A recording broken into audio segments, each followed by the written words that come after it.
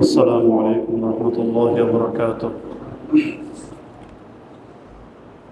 الحمد لله رب العالمين، والعاقبة للمتقين، والصلاة والسلام على أشرف الأنبياء والمرسلين وعلى آله وأصحابه أجمعين. أعوذ بالله من الشيطان الرجيم. بسم الله الرحمن الرحيم.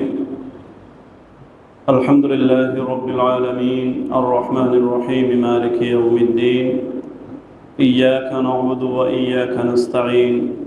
اهدنا الصراط المستقيم صراط الذين أنعمت عليهم غير المغضوب عليهم ولا الضالين آمين. بارك الله لنا ولكم في القرآن العظيم. سبحانك لا علم لنا إلا ما علمتنا إنك أنت العليم الحكيم.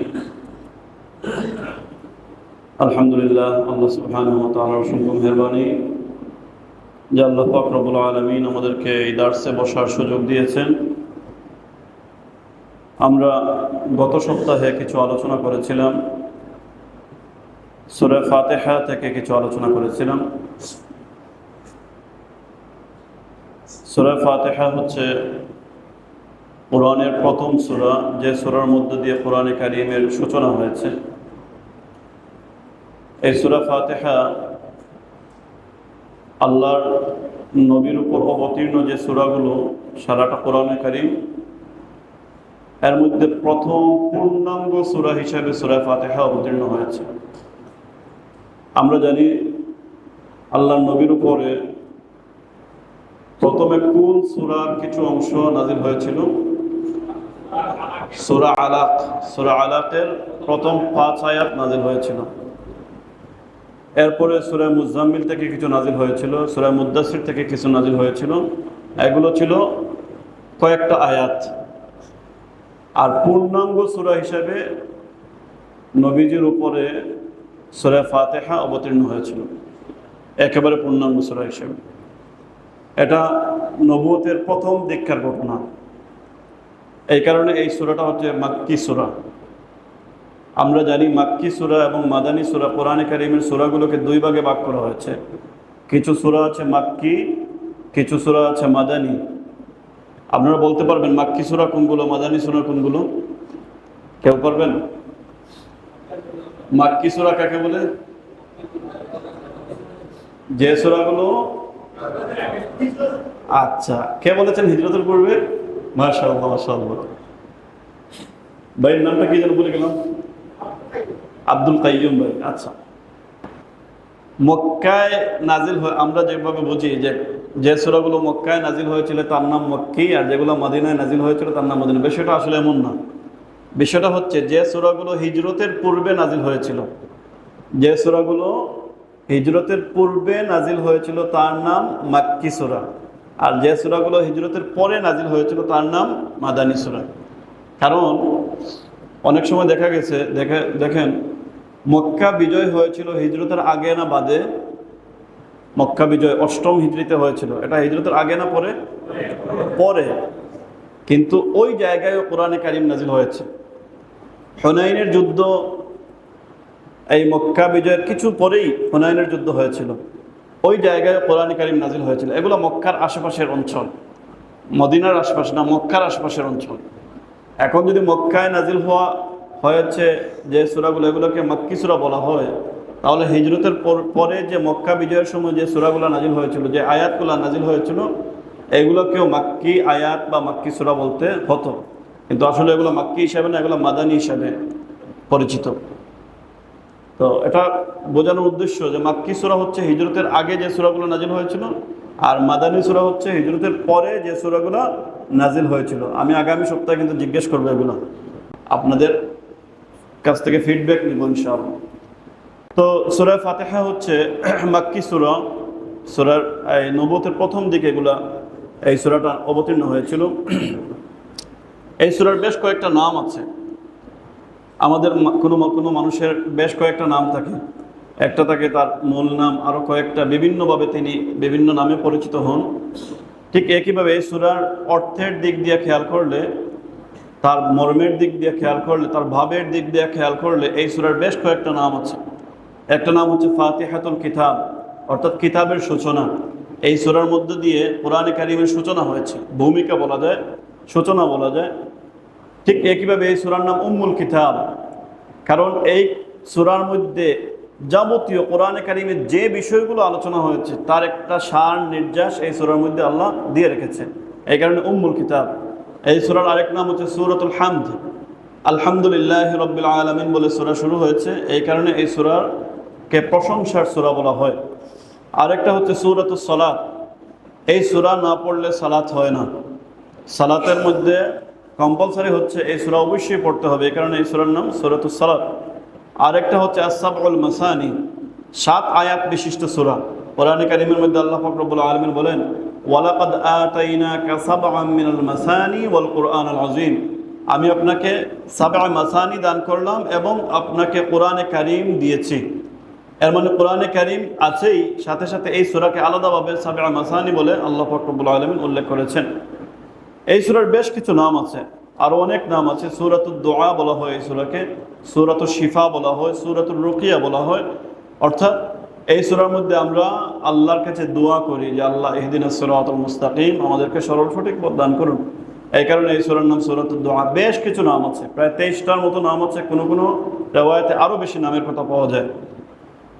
তো আমরা গতদিন বলেছিলাম যে এই সূরা শুরু হয়েছিল আলহামদুলিল্লাহি রাব্বিল আলামিন। প্রত্যেকটা সূরার শুরুতে বিসমিল্লাহির রহমানির রহিম আছে। আর কোরআনে কারীম পড়ার শুরুতে কি পড়তে হয়? আউযু বিল্লাহি মিনাশ শাইতানির রাজিম, অর্থাৎ আমি শয়তান মারদুদ বিতাড়িত শয়তান থেকে আল্লাহ আপনার নিকট আশ্রয় প্রার্থনা করছি। আর প্রত্যেকটা কোরআনে কারীম পড়ার শুরুতে, প্রত্যেকটা সূরার শুরুতে বিসমিল্লাহির রহমানির রহিম আছে, এটা কোরআনেরই একটা অংশ। তো আল্লাহ পাক রব্বুল আলামিন আমাদেরকে সূরা ফাতিহা বা আলহামদুলিল্লাহি রাব্বিল আলামিন নামে যে সূরা, ওই সূরার কিছু আলোচনার সুযোগ দিয়েছেন। আমরা বলেছিলাম আলহামদুলিল্লাহি রাব্বিল আলামিনের অর্থ হচ্ছে সমস্ত প্রশংসা আল্লাহ সুবহানাহু ওয়া তাআলার জন্য নির্ধারিত। আলহামদুর মধ্যে আলিফ লাম যেটা আছে, ওই আলিফ লাম দ্বারা বোঝা যায় যে প্রশংসার যত স্তর আছে, যাবতীয় স্তরের প্রশংসা কেবল আল্লাহর জন্য নির্ধারিত। এই নিয়ামতটা আমি পাই অথবা না পাই, আমি পাইলে তো ভালো, এটা তো নিয়ামত শুকরিয়া আদায় করতেই হবে। আর যদি আমি নিয়ামতটা পাই না পাই, আমার আরেক ভাই পাইছে অথবা পৃথিবীবাসী পাইছে অথবা অন্য কোনো জিনিস পাইছে, এরপরও আমাকে আল্লাহর প্রশংসা করতে হয়। এই কারণে আলহামদুলিল্লাহি রাব্বিল আলামিন। এখানে আরেকটা ছোট্ট একটা রহস্য আছে। আলহামদু আরবিতে এটা বিশেষ্য, ইসিম, বিশেষ্য বলা হয়। আর যদি এটা বিশেষ্য না হয়ে এটা অন্যভাবে হতো, অর্থাৎ এটা যদি ক্রিয়া হতো, এটাকে আরবিতে বলা হয় ফাইল, তাহলে ফাইল বা ক্রিয়ার জন্য একটা সময় নির্ধারিত থাকে। ক্রিয়া যেমন 3 কালের একটা কাল থাকে, আমি কথা বলেছিলাম, আমি কথা বলছি, আমি ভবিষ্যতে কথা বলবো, 3 কালের মধ্যে ক্রিয়াগুলো আবর্তিত হয়। কিন্তু ইসিম বা বিশেষ্য যেটা আছে, এটার সাথে কোনো কালের সম্পর্ক নাই, যে আমি আগে প্রশংসা করেছি আল্লাহর, অথবা বর্তমানে আল্লাহর প্রশংসা করছি, অথবা ভবিষ্যতে আল্লাহর প্রশংসা করব, এমন কালের সাথে ক্রিয়া এই ইসিমটা আবর্তিত হয় না, বিশেষ্যটা আবর্তিত হয় না। এটা কোনো কালের ছাড়াই, কালোত্তীর্ণ, কোনো কালের সাথে এটা কোনো সম্পর্ক নেই। যার কারণে আলহামদুলিল্লাহি রাব্বিল আলামিনের অর্থ হচ্ছে সমস্ত প্রশংসা আল্লাহর, যিনি সারা জাহানের মালিক। এটা আমি এই মুহূর্তে প্রশংসা করছি এইভাবে বলা যাবে না, অর্থাৎ যে কোনো সময়ে যে কোনো অবস্থায় আল্লাহর প্রশংসা আমাদেরকে করতে হয়। আর রহমানির রহিমের কথা বলেছিলাম। আর রহমানির রহিম অর্থাৎ যিনি পরম করুণাময়, অসীম দয়ালু। আমরা এটাও বলেছিলাম যে আর রহমানের মধ্যে শব্দের মধ্যে অক্ষরগুলা কি বেশি আছে আর রাহিমের তুলনায়, এই কারণে রহমান বলা হয় রহমানের দুনিয়া ওয়াল আখিরাত, যিনি দুনিয়া এবং আখিরাতের রহমান। আর রাহিম বলা হয় যেহেতু কিয়ামতের দিন আল্লাহ সুবহানাহু ওয়া তাআলা মুমিনদের প্রতি দয়া করবেন, মুমিনদের প্রতি করুণা করবেন, এই কারণে তিনি রাহিম, তিনি হচ্ছে কিয়ামতের দিনের রাহিম আমাদের জন্য। এই কারণে রহমান শব্দের মধ্যে ব্যাপকতা আছে আর রাহিমের মধ্যে বিশেষত্ব আছে। অর্থাৎ রহমান হচ্ছেন দুনিয়া এবং আখিরাত, কাফের, কুফফার, নাসারা, ইহুদি, খ্রিস্টান যা আছে সবার জন্য তিনি রহমান। কিন্তু রাহিম হচ্ছেন কেবল মুমিনদের জন্য কাল কিয়ামতের দিন। এরপরে একটা আয়াত আছে মালিক ইয়াউমিদ্দিন। মালিক ইয়াউমিদ্দিন, যিনি বিচার দিনের মালিক, যিনি একচ্ছত্র অধিপতি কাল কিয়ামতের দিনের। আখেরাতের দিনের যিনি একচ্ছত্র অধিপতি, ওই দিনের যিনি মালিক হচ্ছেন উনি হচ্ছেন আল্লাহ সুবহানাহু ওয়া তাআলা, মালিক ইয়াউমিদ্দিন। এটাকে দুইভাবে পড়া যায়, মালিক ইয়াউমিদ্দিনও পড়া যায়, মালিক ইয়াউমিদ্দিনও পড়া যায়। আমরা মনে আছে একটু আগে বলেছিলাম যে আর রহমান, রহমান শব্দের মধ্যে অক্ষর বেশি, যার কারণে অর্থের মধ্যে ব্যাপকতা আছে। আর রাহিম শব্দের মধ্যে অক্ষর কম, যার কারণে অর্থের মধ্যে বিশেষত্ব আছে। ঠিক একইভাবে মালিক ইয়াউমিদ্দিন এবং মালিক ইয়াউমিদ্দিন দুইটার মধ্যে কিছু বেশ কম আছে। মালিক দুইটা, মালিক লিখতে মিম আলিফ লাম কাফ, আর মালিক লিখতে মিম লাম কাফ, এই তো। তো অক্ষরের মধ্যে ব্যাপকতা থাকার কারণে মালিক শব্দের অর্থ হচ্ছে যিনি এই দুনিয়া আখেরাত নবমণ্ডল ভূমণ্ডল সব কিছুর মালিক যিনি, তাকে মালিক বলা হয়। আর মালিক বলতে যেহেতু বিশেষত্ব আছে কিছু কম, অর্থাৎ যে কোনো নির্দিষ্ট কোনো ভূখণ্ডের যদি বাদশাহ হয়ে থাকেন, কোনো নির্দিষ্ট একটা এরিয়ার যদি বাদশাহ হয়ে থাকেন, তাকে মালিক বলা হয়, মালিক বলা হয় না। আর মালিক কাকে বলা হবে? যিনি একেবারে সমস্ত কিছুর মালিক যিনি হবেন, সার্বভৌম ক্ষমতার অধিকারী যিনি হবেন, তাকে মালিক বলা হয়। এই কারণে আমরা দেখি সৌদি আরবের বাদশার নাম কি? মালিক। সৌদি আরবের বাদশাকে কি বলা হয়? মালিক বলা হয় না, মালিক বলা হয়। তিনি ওই সৌদি আরব ভূখণ্ডের মালিক।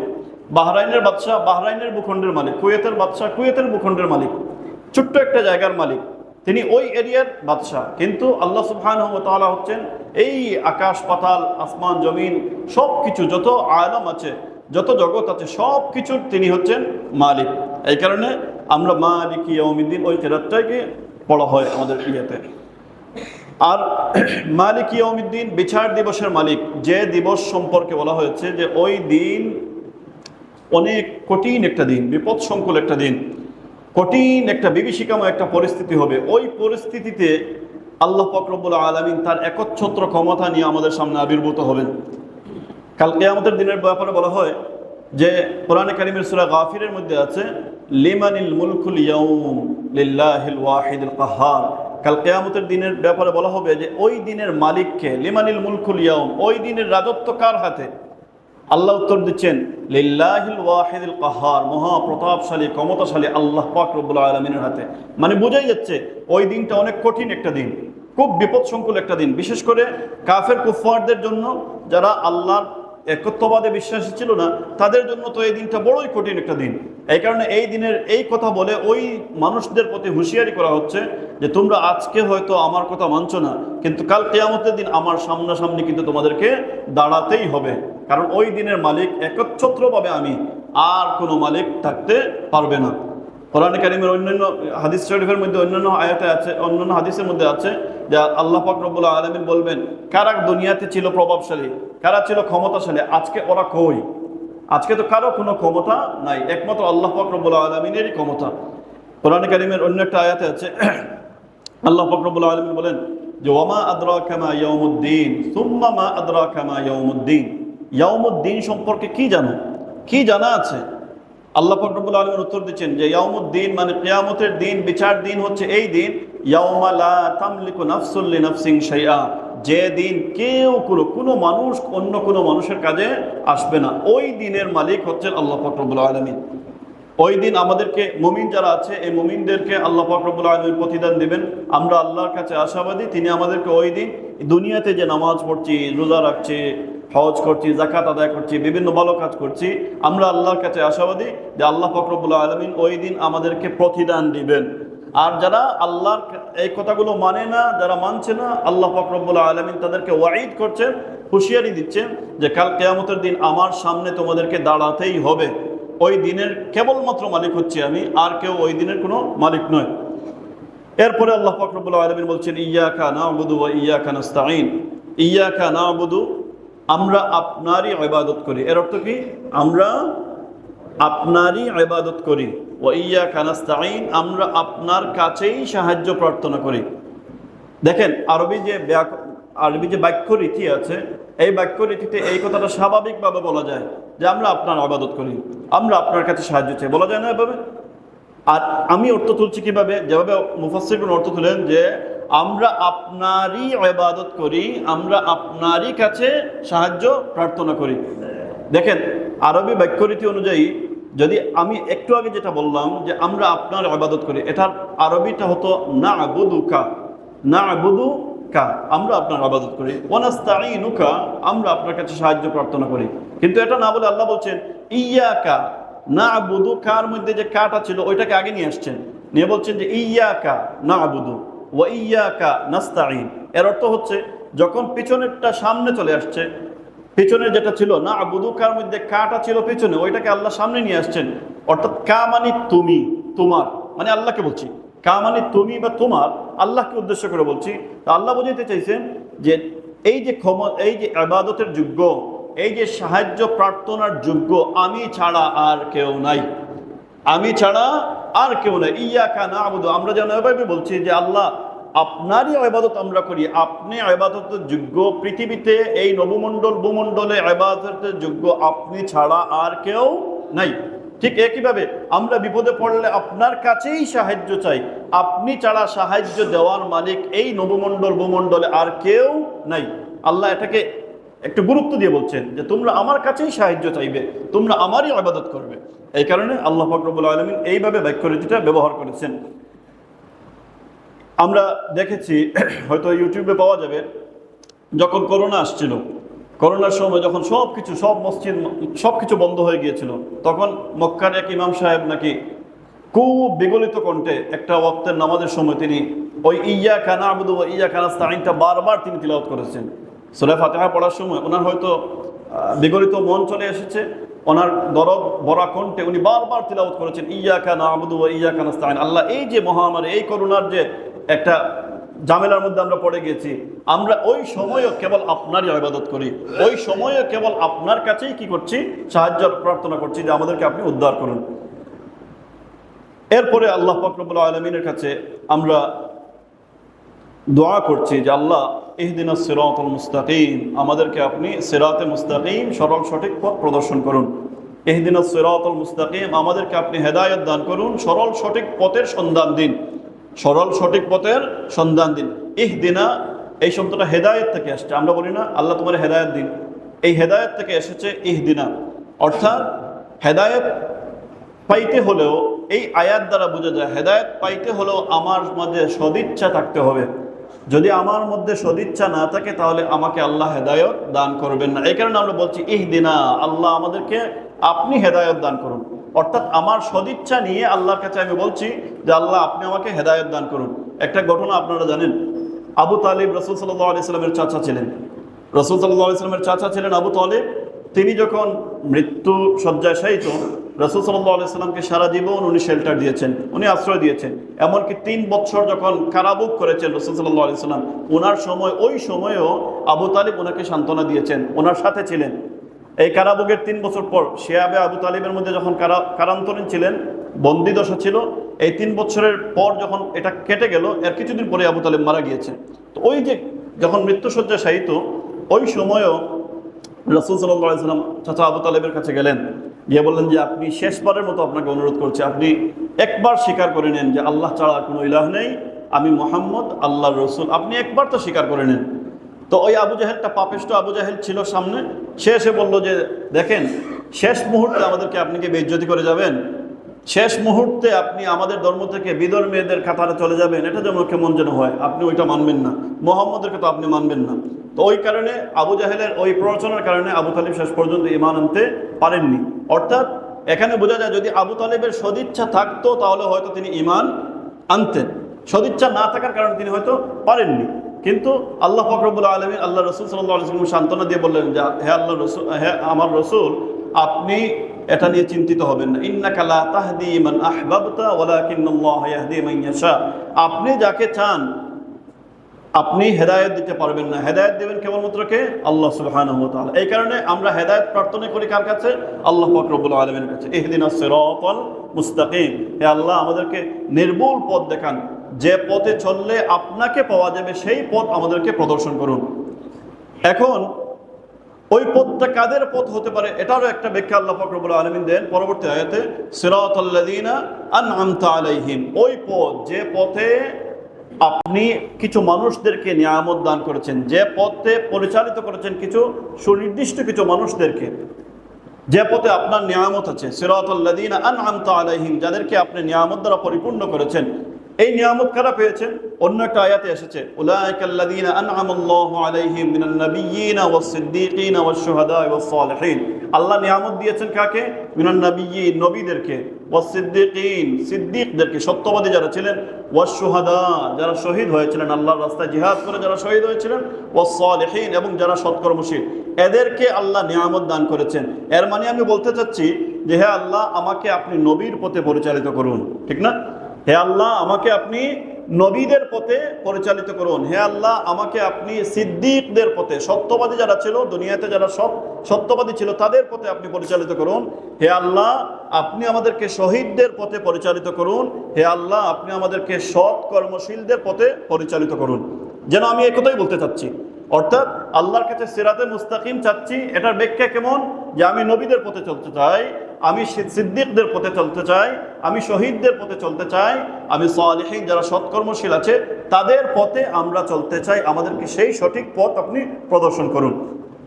এখন আরো আল্লাহ পাক রব্বুল আলামিন ব্যাখ্যা করে দিচ্ছেন যে এদেরকে তো নবীদের পথ তোমরা চেয়েছো, সিদ্দিকদের পথ তোমরা চেয়েছো, সালেহিন সৎকর্মশীলদের পথ চেয়েছো, শহীদদের পথ চেয়েছো, কিন্তু কিছু মানুষ আছে তাদের পথ তোমরা চেয়েও না, তাদের পথে তোমরা চলো না।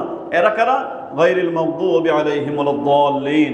আল্লাহ তাদের পথে চলতে চাই না যারার প্রতি আপনার গজব ছিল, তাদের প্রতি আমরা চলতে চাই না, যারা পথ ভ্রষ্ট হয়ে গিয়েছিল তাদের প্রতি আমরা চলতে চাই না। এখন কাদের প্রতি আল্লাহর গজব আছে, কারা পথ ভ্রষ্ট হয়ে গিয়েছিল, এটার ব্যাখ্যায় দেখা যায় কোরআনের অন্য আয়াতে এসেছে। আল্লাহ পাক রব্বুল আলামিন সূরা বাকারার 61 নম্বর আয়াতে বলেন, ওয়াযরিবাত আলাইহিমুয যিল্লাতু ওয়াল মাসকানাহ ওয়া বাউ বিগাযাবিন মিনাল্লাহ। ওয়াযরিবাত আলাইহিমুয যিল্লাতু ওয়াল মাসকানাহ, আর তাদের উপর জিল্লাত, লাঞ্ছনা এবং দারিদ্রতা চাপিয়ে দেওয়া হয়েছে। ওয়া বাউ বিগাযাবিন মিনাল্লাহ, এবং তাদেরকে আল্লাহর গজব আষ্টে পৃষ্ঠে ধরে ফেলেছে। এরা কারা? এরা হচ্ছে ইহুদিরা। এদেরকে ইহুদিদের ব্যাপারে বলা হয়েছে। একটু আগে যারা বললাম না, আনআমতা আলাইহিম, কাদের উপর আল্লাহর নিয়ামত ছিল, অন্য আয়াত দ্বারা ব্যাখ্যা হয়েছে যে নবীদের উপর আল্লাহর নিয়ামত ছিল, সিদ্দিকদের উপর আল্লাহর নিয়ামত ছিল, শহীদদের উপর আল্লাহর নিয়ামত ছিল, সৎকর্মশীলদের উপর আল্লাহর নিয়ামত ছিল। তাহলে এটা পাইলাম একটা ব্যাখ্যা। আর গায়রিল মাগদুবি আলাইহিম, কাদের উপর আল্লাহর গজব? কোরআনের অন্য আয়াত বলছে যে আল্লাহর গজব তাদের উপর পড়েছে যারা ইহুদি ছিল, অর্থাৎ আল্লাহর যে বিধানগুলো ছিল ওই বিধানগুলো বর্জন করেছে, আল্লাহর বিধানগুলো সঠিকভাবে মানেনি, আল্লাহর যে কিতাব ছিল তাওরাত, ওই তাওরাতের বিকৃতি ঘটিয়েছিল। আল্লাহ পাক রব্বুল আলামিন তাদের ব্যাপারে সিদ্ধান্ত দিয়ে দিলেন যে তোমাদের উপর যরিবাত আলাইহিমুয যিল্লাহ, তোমাদের উপর আছে লাঞ্ছনা, ওয়াল মাসকানা, তোমাদের উপর আছে দারিদ্রতা, ওয়া বাউ বিগাযাবিন মিনাল্লাহ, এবং তোমাদের আছে কি? তোমাদের উপর আছে আল্লাহর গজব। তার মানে বোঝা যায় যে আল্লাহর গজব প্রাপ্ত যে জাতি, এই জাতিটা হচ্ছে ইহুদি জাতি। এই জাতিটা কারা? ইহুদি জাতি।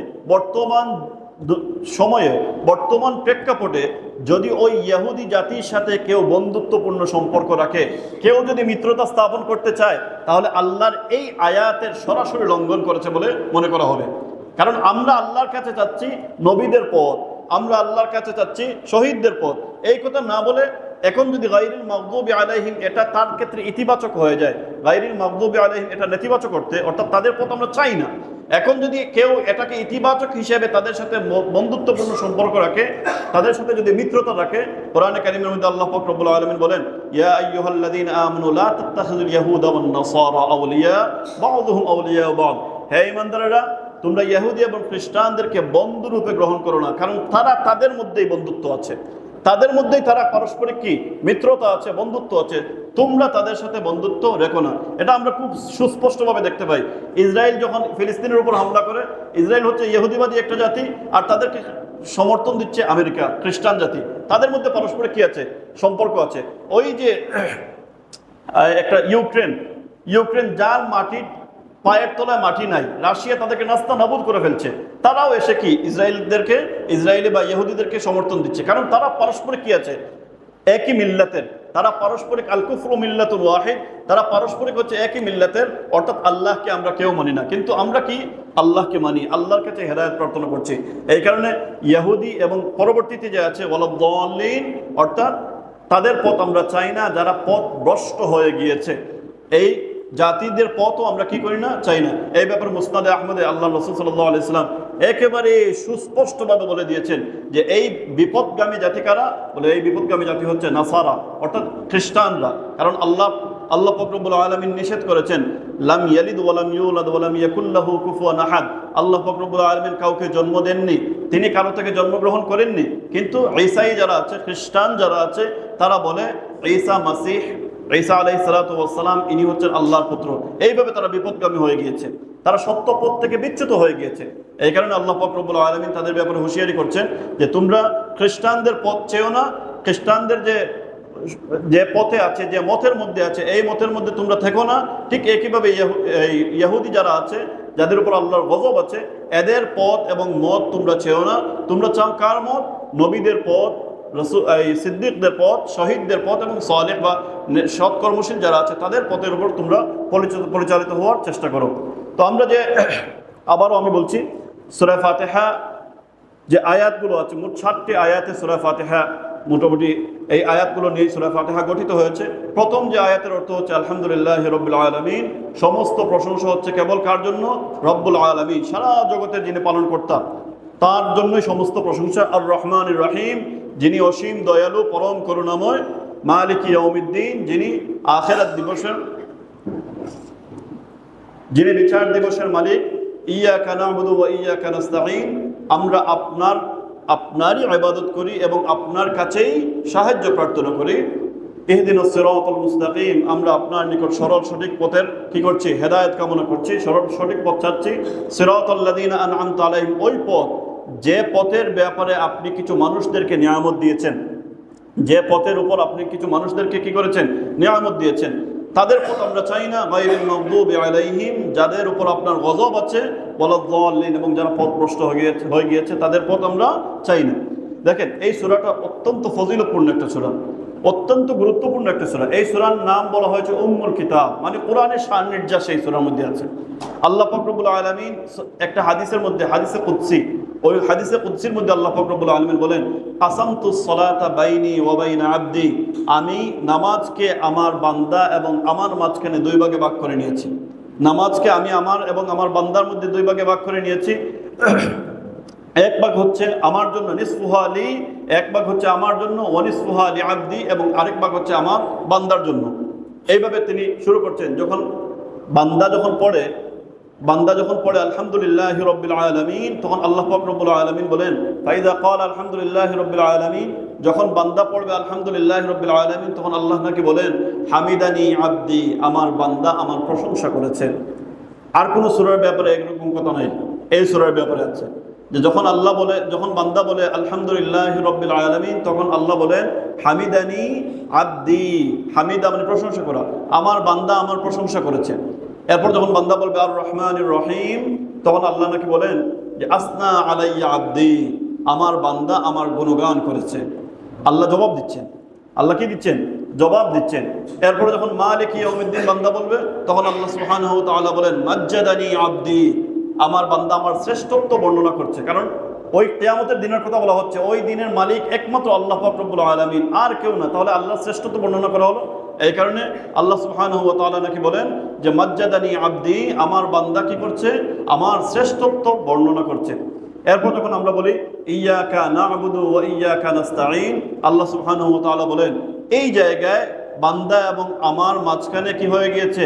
2টা ভাগ হয়ে গিয়েছে। 2টা ভাগ হয়ে গিয়েছে, একটা হচ্ছে তার জন্য, একটা হচ্ছে আমার জন্য। ইয়াকা না'বুদু, সে আমার ইবাদত করে, এটা আমার জন্য। ওয়া ইয়াকা নাস্তাঈন, সে আমার কাছে সাহায্য প্রার্থনা করছে, এটা তার জন্য। মানে আমরা তো সাহায্য প্রাপ্ত হব, আর আমরা তার ইবাদত করব, আল্লাহর ইবাদত করব। এই কারণে আল্লাহ বলেন যে এই আয়াতটা আমার এবং আমার বান্দার মাঝখানে ভাগ হয়ে গিয়েছে, যে আমরা আল্লাহর কাছে কি করি? সাহায্য প্রার্থনা করি এবং আল্লাহর ইবাদত করি। ইবাদতটা হচ্ছে তার ক্ষেত্রে, সাহায্যটা হচ্ছে আমাদের ক্ষেত্রে। এরপরে যখন আমি বলি ইহদিনাস সিরাতাল মুস্তাকিম সিরাতাল লাযিনা আন'আমতা আলাইহিম গায়রিল মাগদুবি আলাইহিম ওয়ালাদ-দাল্লিন আমিন, তখন আল্লাহ বলেন যে আমার বান্দা এই কিছু চেয়েছে, আমি তাকে সব কিছু দান করে দেবো। সুবহানাল্লাহ। তবে এই জিনিসটার উপলব্ধি হতে হবে আমাদের মধ্যে।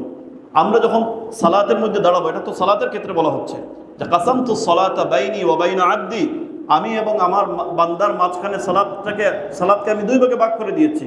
একটা হচ্ছে বান্দার জন্য, একটা হচ্ছে আমার জন্য। এটা কিভাবে হবে?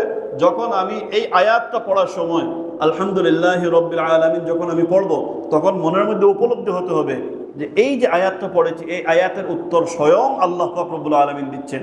ঠিক না? এটা তো হাদিসে কুদসি, আল্লাহ নিজে বলছেন। এটা রাসূল সাল্লাল্লাহু আলাইহি ওয়াসাল্লামের মুখ থেকে এসেছে, কিন্তু কথাটা কার? আল্লাহ পাক রব্বুল আলামিন। আল্লাহ নিজে বলছেন যে যখন সে আলহামদুলিল্লাহি রাব্বিল আলামিন বলে, তখন আমি উত্তর দেই হামিদানি আব্দি। এই কারণে আমরা যখন সালাতে দাঁড়াবো, সালাতে দাঁড়ানোর পরে আমরা অবশ্যই এই উপলব্ধি আনার চেষ্টা করব যে এই আমি যে আলহামদুলিল্লাহ রাব্বিল আলামিন পড়লাম, এই আমার কথার উত্তর স্বয়ং রব্বুল আলামিন দিচ্ছেন। ঠিক আছে না? যখন আমি আর রহমানুর রহিম পড়লাম, তখন এই কথার উত্তর স্বয়ং রহমানুর রহিম দিচ্ছেন। যখন মালিক ইয়াউমিদ্দিন পড়লাম, তখন আখিরাত দিবসের যিনি একচ্ছত্র ক্ষমতার অধিকারী, সেই আল্লাহ সুবহানাহু ওয়া তাআলা আমার এই কথার উত্তর দিচ্ছেন। এই উপলব্ধি, এই ভাব, এই বোধোদয় যখন আমাদের হয়ে যাবে, তখন নামাজের মধ্যে আর কোনো কার্পণ্যতা আসবে না। আসবে?